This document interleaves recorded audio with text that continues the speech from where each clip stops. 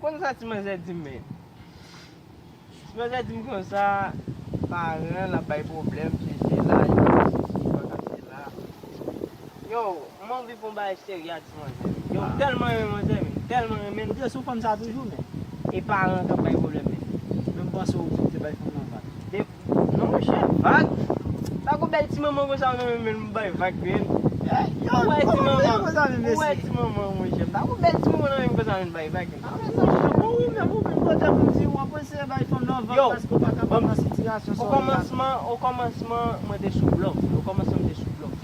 Vini ki von le men, mwen se fèm remen. Vin dam.